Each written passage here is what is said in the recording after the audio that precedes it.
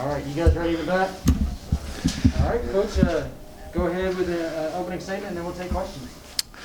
Well, what just an unbelievable football game. For that game to be moved, or get played starting Wednesday, Thursday, whenever it was, and to have a couple of days, I thought it was actually a pretty well clean football game from both sides.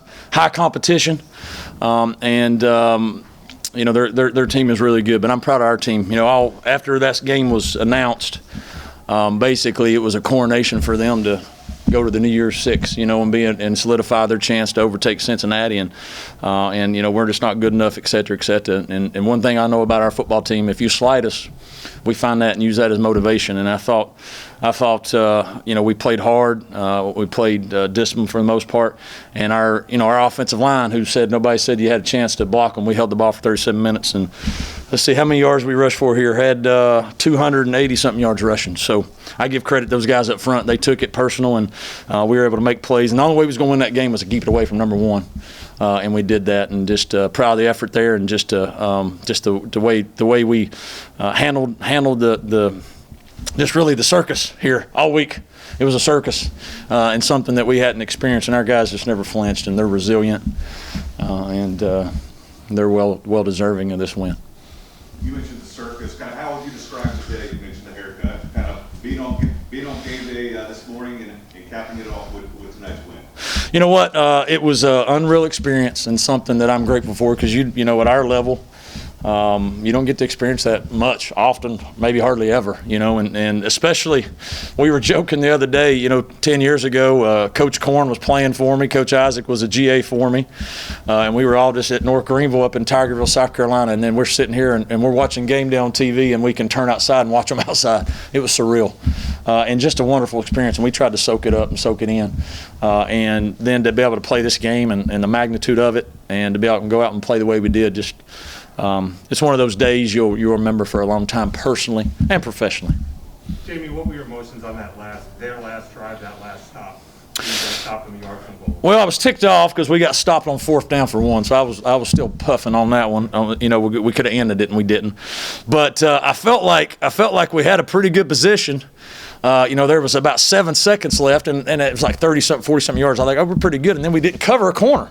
We pulled one of those. I think Virginia Tech did it earlier. We did one of those, and so somebody messed up. So I got real nervous there, because he can make some throws, and so you're holding your breath the whole time. You're anxious, but I have confidence in our defense. We practice that situation specifically. We practice that every Friday. We end practice with those situations there, a victory situation defensively, and we didn't execute the play before, but we definitely executed the last one. Is there any special message to these guys at halftime? Obviously, you had a little mix-up there at the beginning, little fireworks and everything. Was there a special message right there to really kind of rally the guys right there? Well, one, and I don't know exactly what happened there at the end, so I don't want to say anything more about it than I didn't know, but I just said we got to move on from that, whatever happened. I think that took we got so juiced up with that a little bit emotionally, and we carried that into the locker room, and we had to calm them down a little bit. And it was more so getting back, and playing the type of game I think our defense there early in the first half, they were getting some big plays, some chunk plays on us, and we weren't doing some things we normally do, and I think we had to calm them down a little bit because they were big up front, and we made some adjustments there. And then offensively, we were moving the ball, keeping it, and we just figured we'd had to try to do it a couple more times. So it wasn't anything special, just really try to calm them down a little bit, just focus on some things that we need to do a little bit better. And I tell you, the one thing that I learned the lesson, I didn't go for 2 early. I waited till the end but boy, we miss extra points like it's just, getting candy for some reason. So we got to figure that out. Stopping number 1. Now, what can you say about the whole defense as a whole?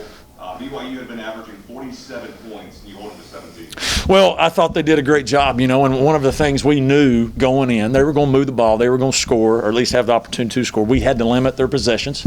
We tried to do that from an offensive standpoint. We had to play great complementary football, and so we had to keep them off the field, and also when we were limiting their possession, make them get a little anxious, because they don't like to go fast either. They like to milk the clock, and so for us to hold that team to 17 yards, they had 17 points. They had a lot of yardage, but we bent, and we didn't break in key situations. Turnovers, we had a couple, I think, key turnovers there that were big, and then our defense, when they needed to make some stops, we made, I think one of the big plays there was, I think it was a second down there late in the 4th quarter. They threw a little sideline pass, and the guy caught it and tried to run backwards, and I think, that was a big deal. And I think really, personally, we've been playing some tough games here.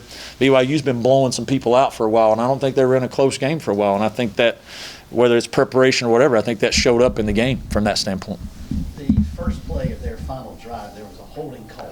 Does that not qualify for the 10-second runoff because the clock got reset and actually an additional second went on the clock instead of 10 being off? Do you know, should that not have been a 10-second runoff scenario? I think scenario on, and don't quote me on this because I don't know the rule book up and down, but I think a 10-second runoff only comes from a false start or something of that nature, where where the clock could stop on a false start and you save clock time. That's, I believe, but I don't know that 100%. But if you'd have told me, I'd have argued with him because I was mad anyway at the couple calls they made. That final drive, Grayson with those really tough runs, really showing a lot of moxie. Unlike he's really shown that all season, but tonight it really showed. Kind of, how far are you of him for showing? Well, extremely, because we didn't throw it a lot. They were getting some pressure on us, and they covered us down pretty decently, and so we were trying to control it. I thought he made some nice throws. We had some drops where we could have had some better plays. I think we had 2 or 3 drops, but he was tough. In games like this, you got to be tough. You got to get some hard physical yards, and he was smart. He got down. We need to get down. He got big plays. We need to get big plays. That run there on that last drive to run some of that clock out, he made a guy miss and got us a first down. So he's gritty. He's tough. He got banged up on that one play right before halftime where he, about 3 or 4 people nailed him in there. But he plays through stuff. He's a tough kid, and he learned tonight. I think this was the best defense that we played. When some of those windows are usually open wasn't as open as much, but he gutted through it, and I think that's a sign of a young quarterback continue to learn and grow. You may have touched on this Wednesday during your weekly presser, but obviously today being senior day, and some of the seniors kind of started rather slow in the Sun Belt, kind of picked last, obviously this year. Kind of what can you say about this senior class to kind of go out on the way that they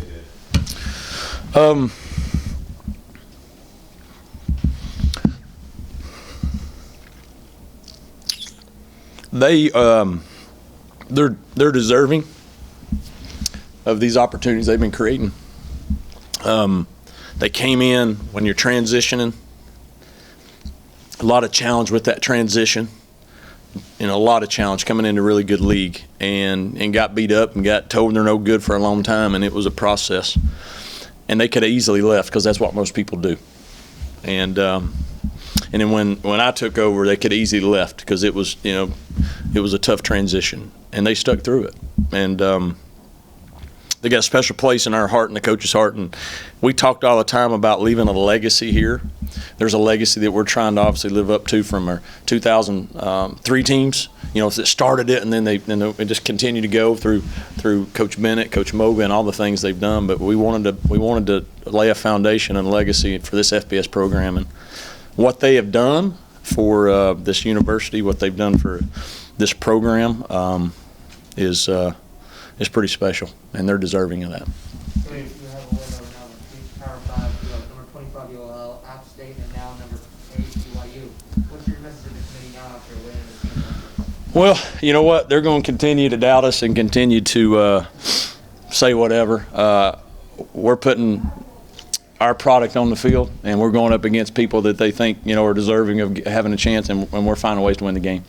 I hope tonight shows people that we've got a program to be reckoned with, and we're here to try to state our case, continue to win. But if we can take care of the Sun Belt Championship game, we've faced everybody that's been in the top 25. We've done things that we're supposed to do, and so hopefully tonight will help us take a next step and get a little closer to that. Coach, Mateo's the deep on this. I don't know his playing time, but was he just in there because you were throwing some extra DBs, or is he normally in there? He's the guy that made the tackle at the one.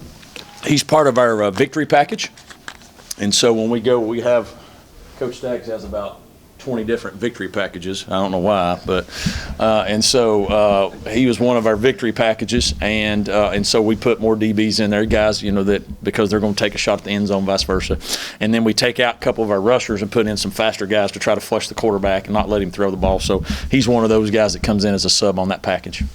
You hope you're not using it much, but we did, and we've been working it literally since September 12th. We work it every Friday. So we've worked it 10 Fridays and never used it. But today, we have fortunate, and that's why you do it. Jamie, obviously, this is such a big win. The championship game in 2 weeks is another big game. Are you worried at all about getting these guys to reset in order to play Troy next week? I'm not worried at all.